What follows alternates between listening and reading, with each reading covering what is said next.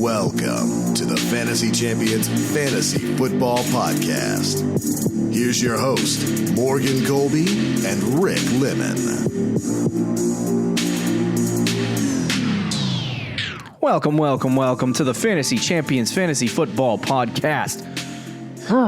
It's Tuesday, March 24th. My name is Morgan Colby. I got Rick Lemon with me on a video call. Hello, I'm in my bunker. I forgot we started talking in the first try of this intro, and I realized I didn't hit record. Which has happened many times before. Yeah. Not the first. We probably recorded full episodes. Probably won't be the last. Probably won't be the last time. We got a lot to get to in this episode. We're going to discuss the news, but we're also going to start breaking down our rankings for the 2020 season, our early rankings. This is not going to include rookies, in case anyone who's getting real sweaty on a rookie. Joe Burrow. Would you rank? Let me just ask you straight off the bat before we get into things. Would you rank Joe Burrow in the top 12? No. Okay, good.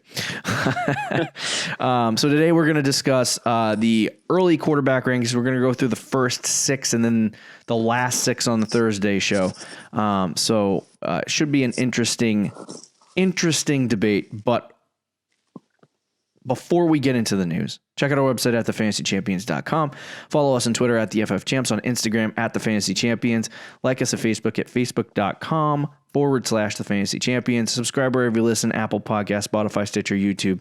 Click the bell for on YouTube for notifications. Leave a review and share this podcast with your friends. You ready for some news, boss? Yes. Okay.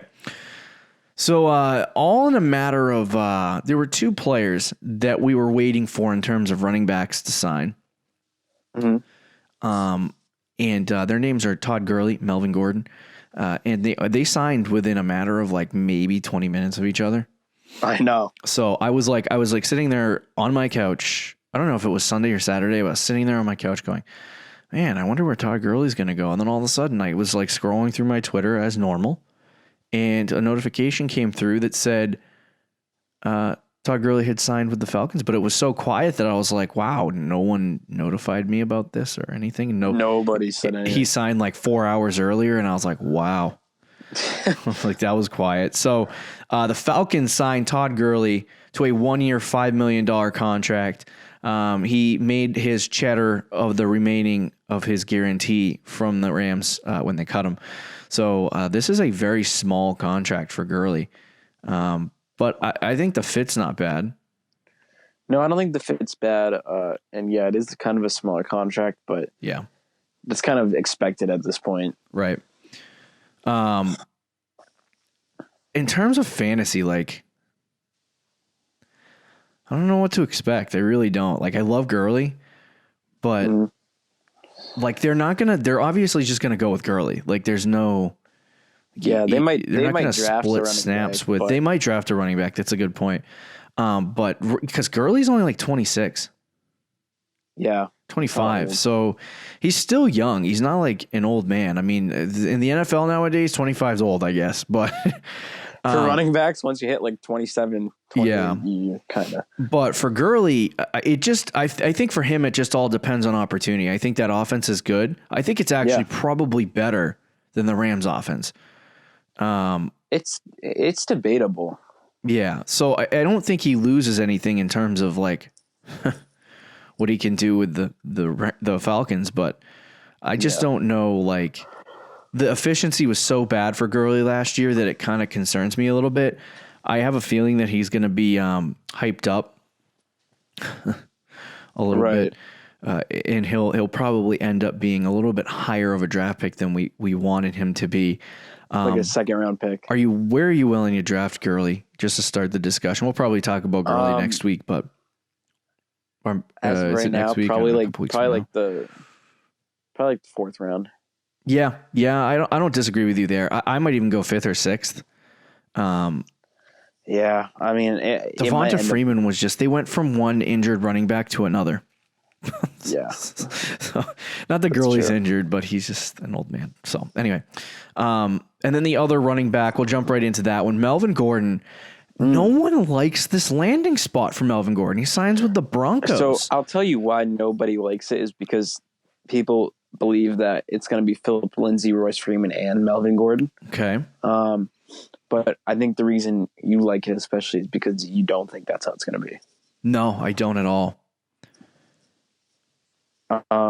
So for me, I think so. Your argument is that the Broncos typically use a workhorse back, or the offensive coordinator. Yeah. So that the reason they signed Melvin Gordon is for him to play that role, and I hope you're right, because if you're not, it is a terrible landing spot. So if they use Lindsey and Royce Freeman and Melvin Gordon, it is a terrible landing spot for Melvin. The reason why I personally believe that because you're right, if they use Phillip Lindsay, Royce Freeman, and Melvin Gordon, it's a terrible landing spot for Melvin Gordon. But A, I don't think that's going to happen, and B, like, do you really think that Phillip Lindsay and Royce Freeman are going to steal snaps away from the talent that is Melvin Gordon? Like, I just don't. They might. Like Freeman's buried. He's gone. Like, I'm not worried about Freeman at all. I'm worried about more or less like. I was just gonna say I wouldn't be shocked if they use Phillip Lindsay. But like everyone's like, oh my gosh, this committee backfield that they got now. I'm like, okay, well, let's back the truck up. If he believed. If whoever the offensive coordinator and the head coach, I don't even know. But if Vic Fangio believed that Phillip Lindsay and Royce Freeman were the answer to that problem, then he wouldn't have signed Melvin Gordon. Sure. No, I mean, I think that's a valid point. There's no reason to go out and get the talent that is Melvin Gordon. Like, if they didn't like them, I would probably invest in the draft and say, you know what, there's some good running backs. Let's go out and draft a running back, see if we can figure that position out that way, instead of going and spending money, like real money, on Melvin Gordon. Like, it doesn't make any sense. Yeah. So I mean, I would just feel better if they trade one of like Lindsay or Freeman. Yeah. I'll feel a lot better sure. if they do that. But for me, I think we talked about this on the coaches show we did a couple weeks ago, or it feels like a couple weeks ago, but it probably was last week.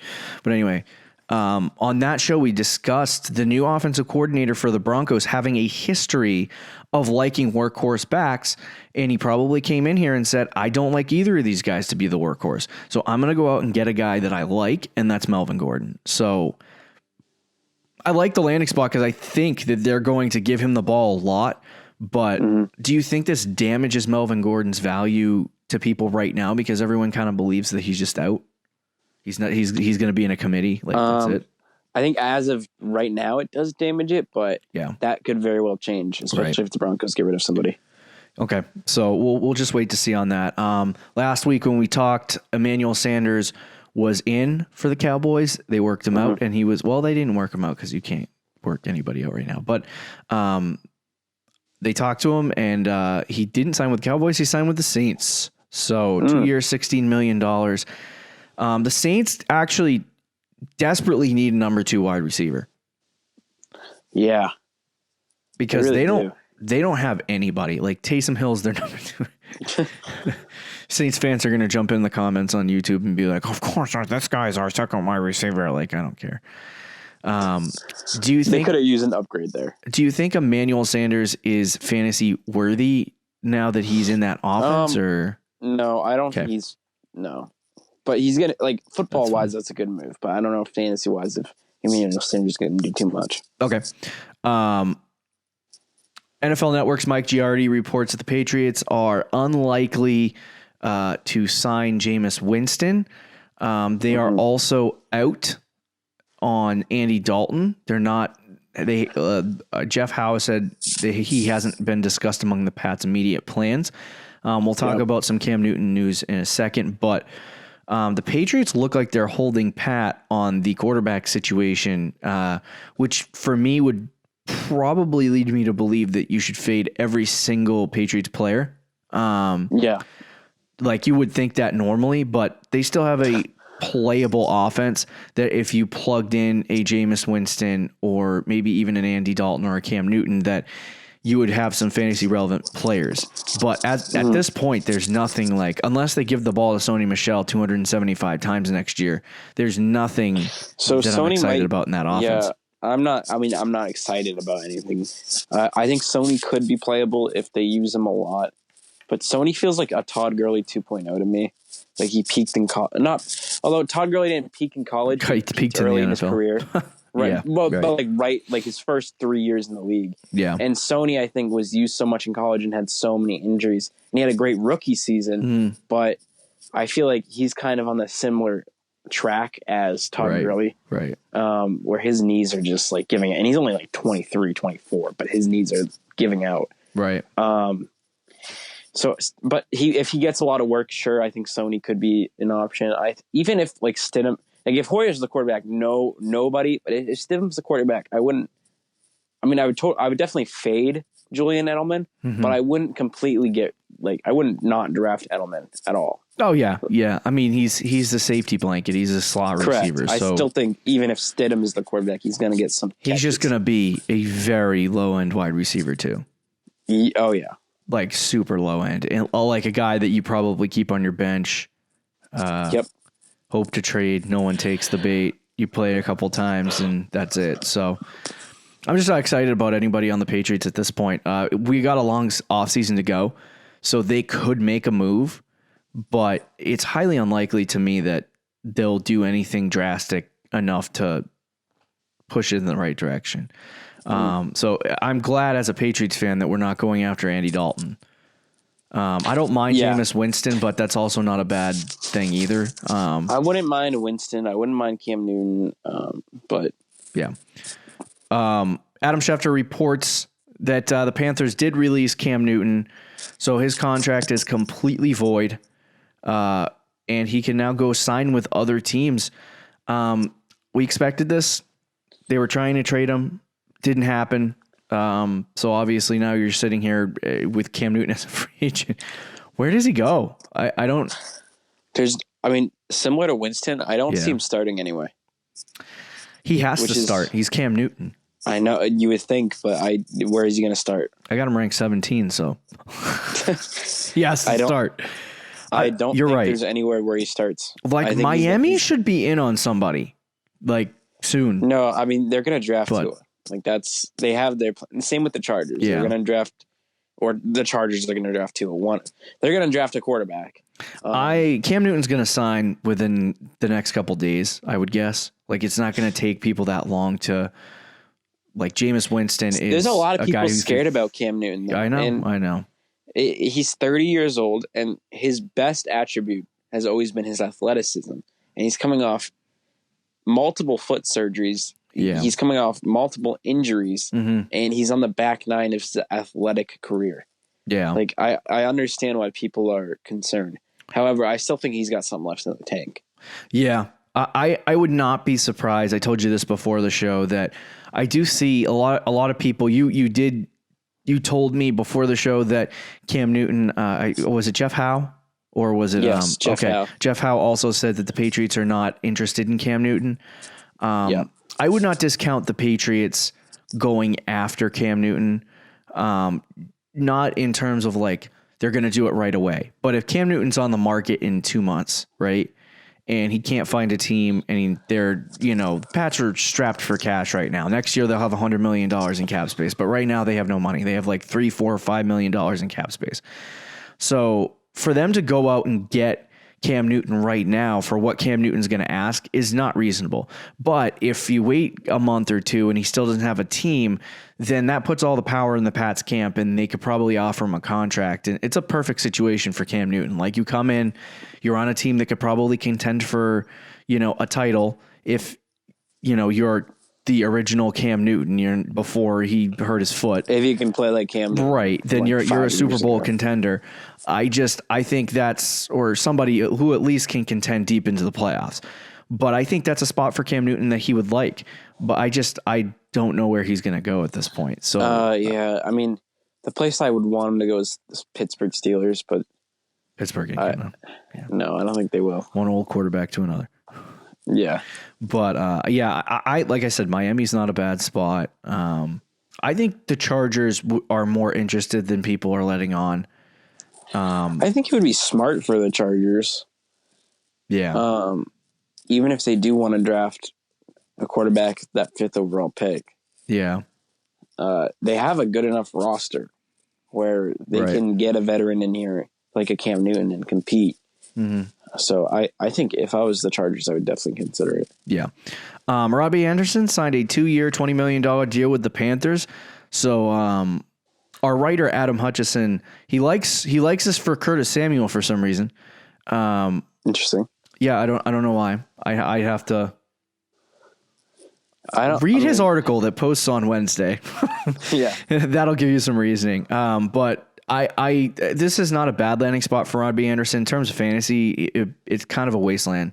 It is. It's absolute wasteland. And I don't even I don't know. I'm not too big of a fan of this one. I don't like this I was hoping he'd go back to the Jets or maybe like the Raiders or someone like that. A team that needs wide receivers where he could kind of shine into that role. But here he's probably going to be the third receiver. And it's just, I don't know. That leaves Sam Darnold with like a pizza delivery man. Trash. A pizza delivery man, and aggravates me how the Jets are treating this guy. He's supposed to be. He's a great college prospect. You draft Sam Darnold. He's supposed to be this great guy. Has an okay rookie season with no talent around him. And in year 2, you do nothing for him. And now going into year 3, the team's getting worse. They're one of the worst teams in the league right now, roster wise. Yep. Especially on offense, they might be. They don't have a great offensive line. Their receivers stink. They have Le'Veon Bell. That's all they have. And it's Le'Veon Bell in the back 9 of his career. Yeah. Yep. I agree with you. I think they're wasting Sam Darnold right now. And they keep changing coaching staffs. It's ruining his career. But the one thing I think that you can't really discount right now is that this is a very deep wide receiver class.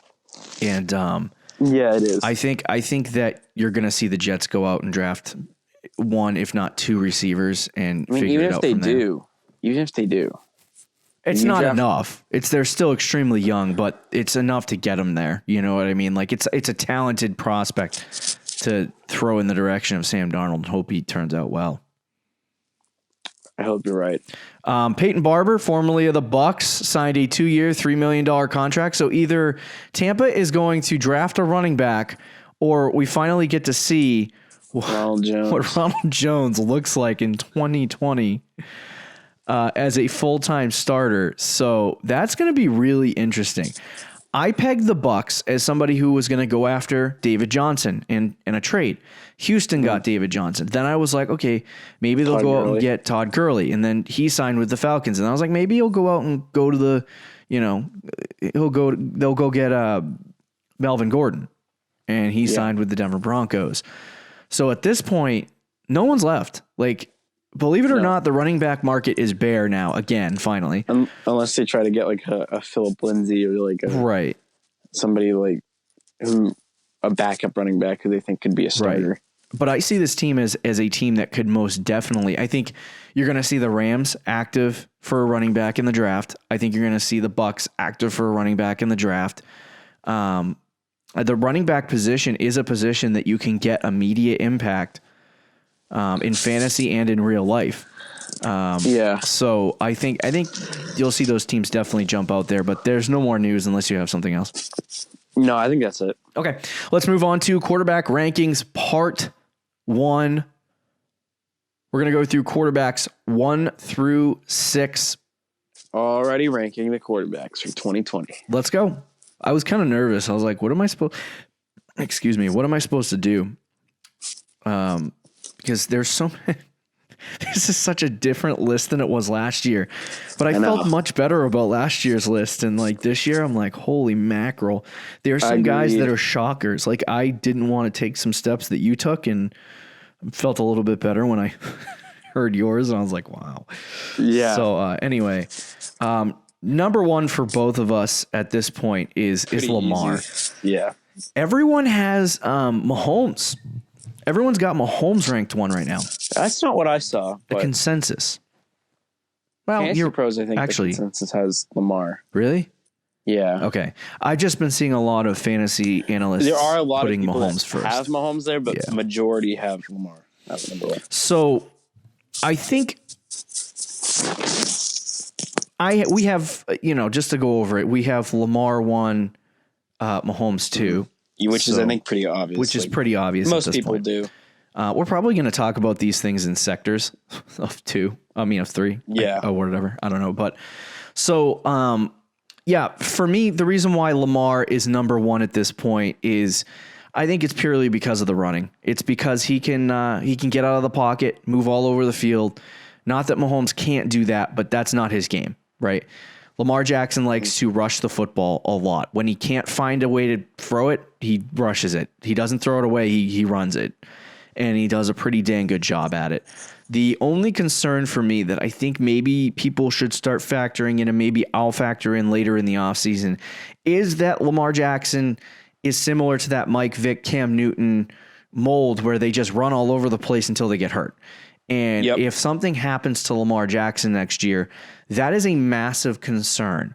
This is why I always draft late, because the quarterback position, high investment, not a lot of reward. If you get Lamar Jackson and he ends up being the QB1, fantastic. But he'll probably most likely end up in the top 3 only. And then you end up with a quarterback that you drafted way too high. So I don't like drafting quarterbacks way too high. We'll get that right out of the way, because last year we spent our whole show talking about how we don't like drafting quarterbacks high. Right. So we've explained it. We'll just ignore that. But for me, I think that's the only concern for Lamar Jackson. I think the ceiling is much higher, and the floor is much higher for Lamar Jackson than it would be on Patrick Mahomes. Sure. I think the reason why some people have Mahomes number 1 right now is just because the Super Bowl high. Yeah. If we're talking real life, I think most people would take Mahomes over Lamar, but This is fantasy football. And I think Lamar Jackson after the year he had this past season, you can't not put him number 1 with his ability to rush the football. Right. He had an insane season, and I don't think that's going to change unless he gets injured. But I'm not going to predict injury on anybody. So I think Lamar has to be number 1. Is there any particular reason why you don't like Mahomes 1? It's more just about Lamar. That I think it's very hard not to put Lamar number 1. Mahomes, I think, there's chances that this Chiefs could be on a Super Bowl high. I don't think that would happen, but that it is a possibility. For that Mahomes, no. For Travis Kelce and the rest of the D-bags on that team, right. But that would affect Mahomes, is what I'm saying. Right. But I'm really not worried about Mahomes, but I think it's close, and they're very obviously the 1 and 2 guys, and it's by a mile. Like between number 2 and number 3 on our list, for me at least, it's more than a mile. Like it's if you had 5 rounds, if you had a mid to late March tier 1, it would be Mahomes and Lamar. Tier 1, and then there's no tier 2, tier 3, or tier 4. And then we're in tier 5. That's how big of a difference it is. Yeah. I do think there is a possibility. I talked about it all last year. I faded Patrick Mahomes. I talked about how he wasn't going to get drafted that high, and that we were going to have some issues. I didn't talk about injuries last year, but I thought we were going to have some issues with Mahomes, only because no quarterback comes out and repeats that performance. You obviously mocked me, and many other people were like, you're an idiot. And he ended up being the exact position that I said. Obviously injuries had something to do with that, but he still wasn't like average base. I think he was a top 3 quarterback. He wasn't finishing 1 again. And he wasn't that efficient quarterback that you expected to get in that second round. Right. So I think for me, you think, okay, is Lamar that guy, right? That can't repeat as a QB1. Like, if you're going to draft a quarterback, are you scared that Lamar Jackson is not going to repeat as the QB1? I mean, that does concern me. I'm not going to lie. That does concern me. And it's in the back of my head. I mean, but like I said, there's a better chance. There's a better chance that he ends up as the QB1 than Mahomes had last year, only because he runs the football all over the field. Honest to God, doesn't need to throw it and have success with that. No, agreed. So the only thing that to me is stopping Lamar from having a good season not necessarily number one, but having an elite season, a top 3 finish is the injury. Yeah. That's it. Right. To me, like it's bound to happen if he doesn't get injured. If he plays the whole season, I think he's top 2 automatic. Like it's a lock. Yeah. So, unless Lamar just completely poops himself, that's highly unlikely, happen, but I don't anyway. think it would. Yeah, I felt good about Mahomes coming into the year, and I thought maybe you could get him at dirt cheap in like the 6th round. But that doesn't look like it's going to happen this year. So yeah, I'm gonna cross my fingers. If they didn't win the Super Bowl, then he would have been way out in the AFC Championship, or if they would have lost to the Texans in the divisional round. Yeah, then we'd be talking about Mahomes as being like a 5th, 6th round pick. Right. Everybody would be licking their chops. I mean, Mahomes is a great quarterback. There's one thing that he learned this year that I think it's beneficial to his career, is pacing.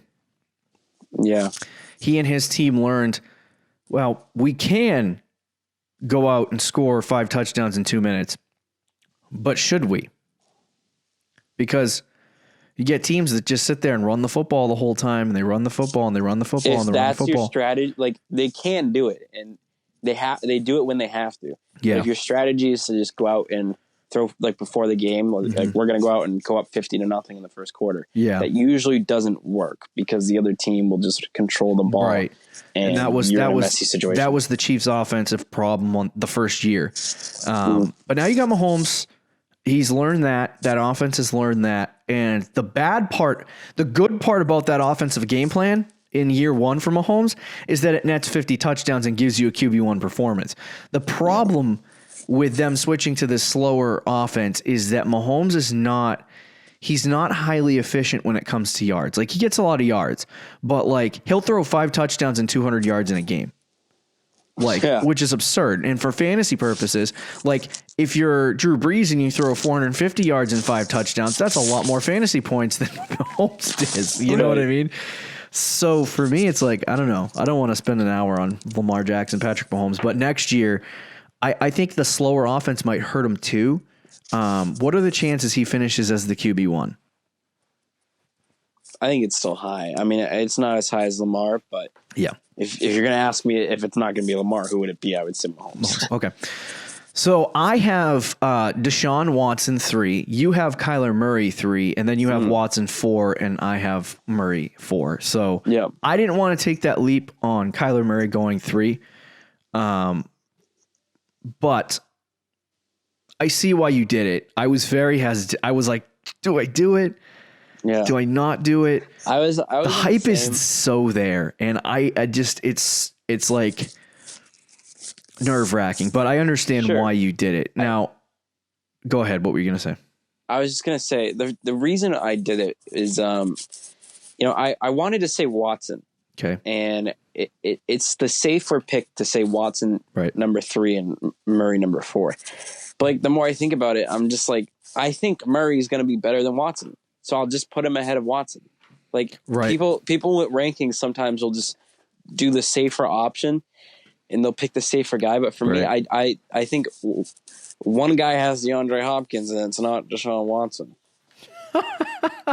So you just switched them because that's because the player switched. No, I'm just kidding. But like Kyler Murray's going into his second year in that offense that I think was getting better throughout the season. He already had a good fantasy season. Now you add DeAndre Hopkins to that offense as well. I think there's just too many things going right for Kyler Murray and too many things that are slowly trending down for Deshaun Watson. Right. Who I think had a good year last year, but it wasn't great. Now you're losing your best receiver, and it seems that he's not the happiest there in Houston either. Like I don't know. I'm just concerned with Deshaun Watson as well. Yeah. So for me, I put Watson 3. I actually probably think like if there is a tier 2, it is those two guys, and I think they're very similar. I know a lot of people are probably going to rank Kyler Murray back a little bit more. I want to see the consensus draft rankings right now. I'm pulling them up as we are speaking. And right now, Russell Wilson is the consensus 3. Kyler Murray is the consensus 5. Yeah. Now, we talked about the numbers last year with Kyler Murray and how he didn't finish as a QB1 nearly as much as you felt like he did.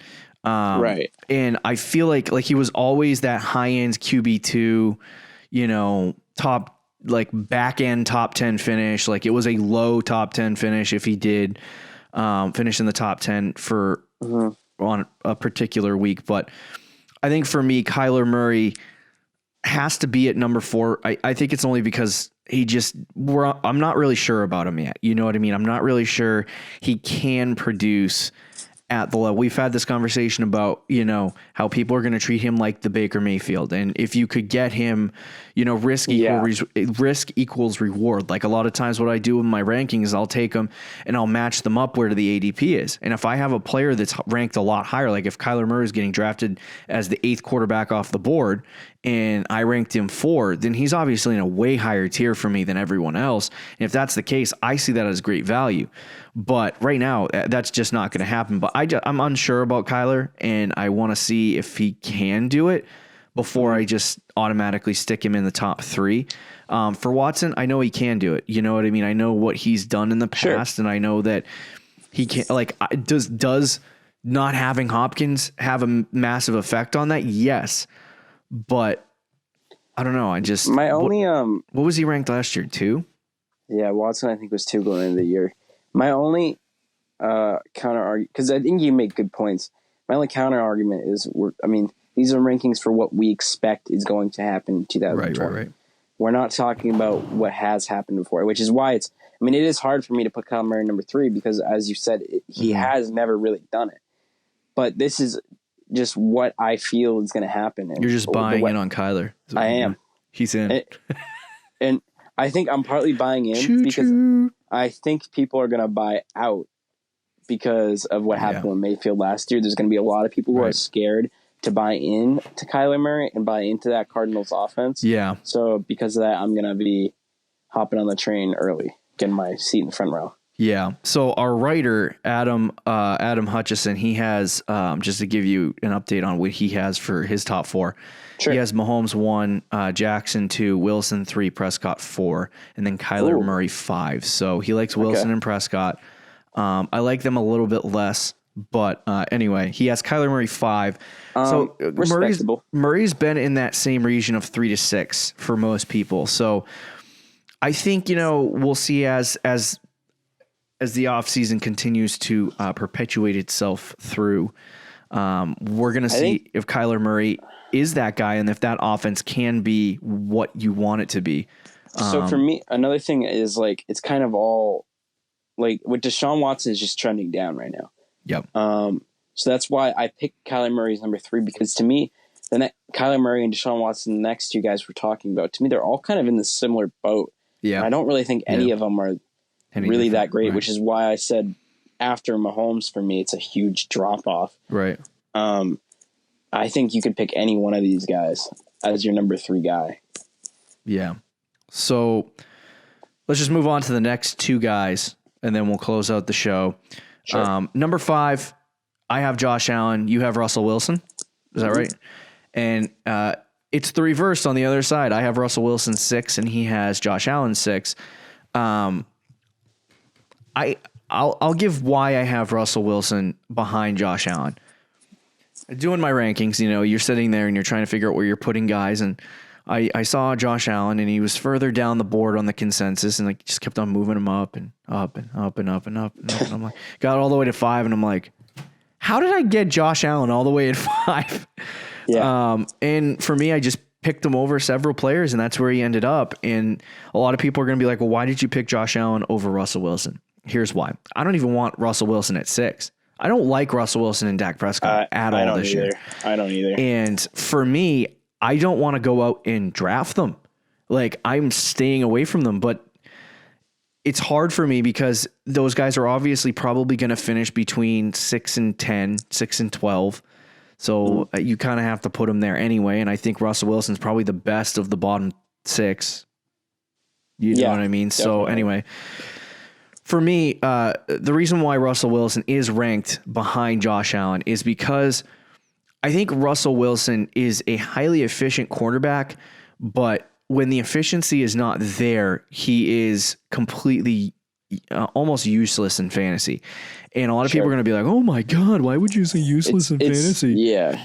It's because he had 2 or 3 40-point games last year, and then he lost you fantasy weeks because he was so bad. And it's he's a great quarterback in real life. He's probably a top 3 quarterback in real life.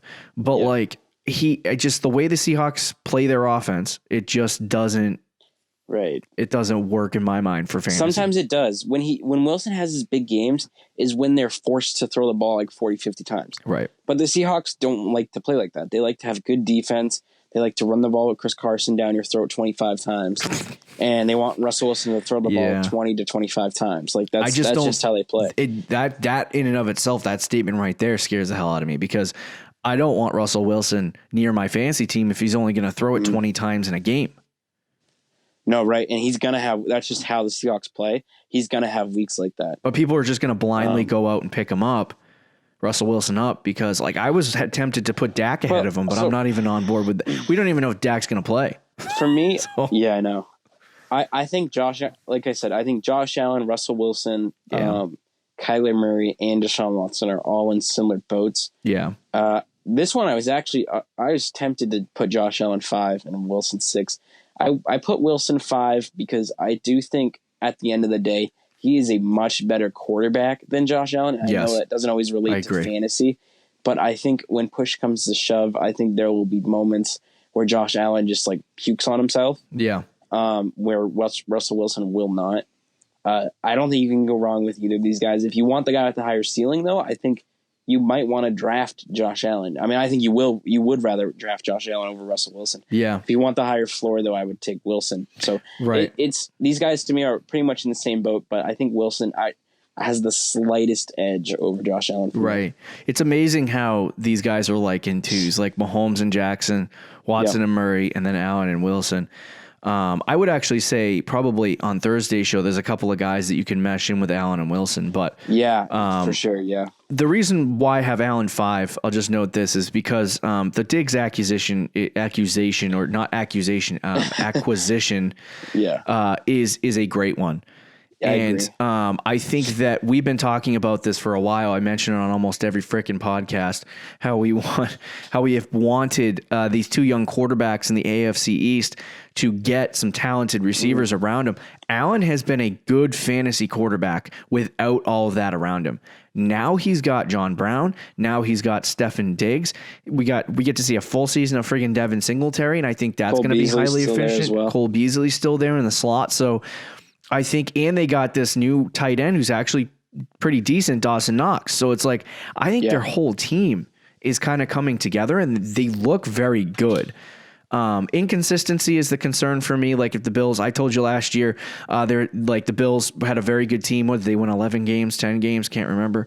I think 11. They made the playoffs. They were a very good football team. They're one of those teams that could just completely crap themselves and go 7-9 and be terrible. Like that just, there's a reality for that. And that could also, Josh Allen reminds me very much of Jared Goff in terms of like Goff can have one great season and then just one season where he poops himself. And I think if you're talking about Josh Allen having a good season and pooping himself, this is the pooping himself year. But at the same time, they added the talent. They have a good offense. If it works, it works. And I think Josh Allen, like, I'm not just talking about number 5. Like, obviously, I think Murray, Watson, Mahomes, and Jackson all finish ahead of him. But Allen has the real potential ceiling-wise. Like you said, he has a high ceiling. I think he's ceiling-wise. He has the ability to jump into maybe the top 2 if he's good enough.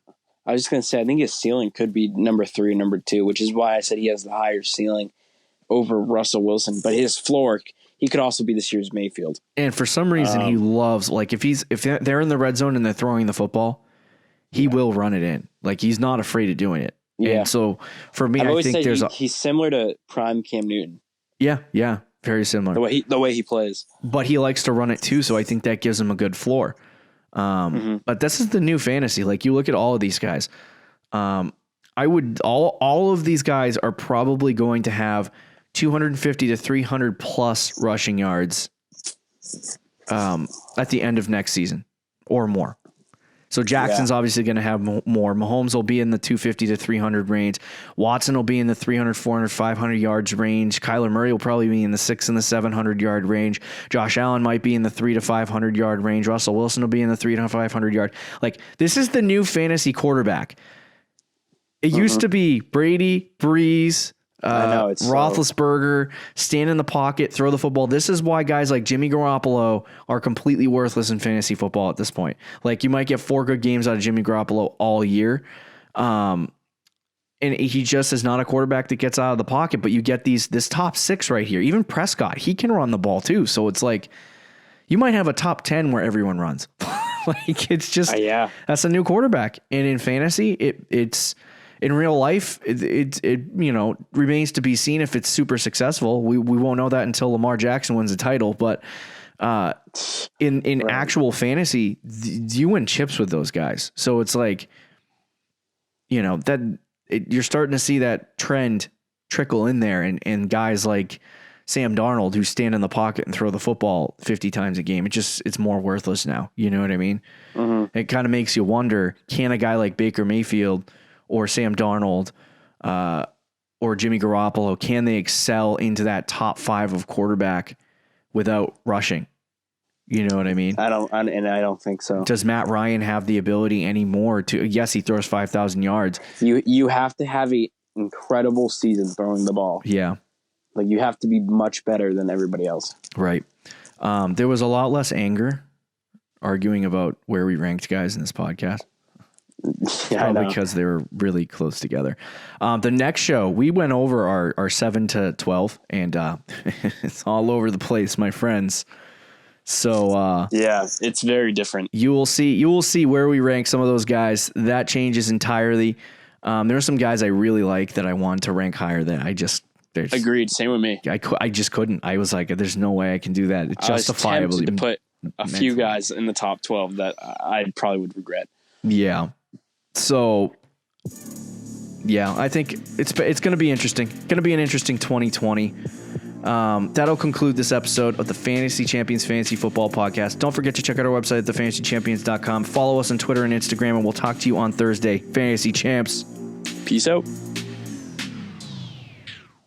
Thank you for listening to the Fantasy Champions Podcast. Make sure you subscribe on iTunes and YouTube, and follow us on Twitter at TheFFChamps.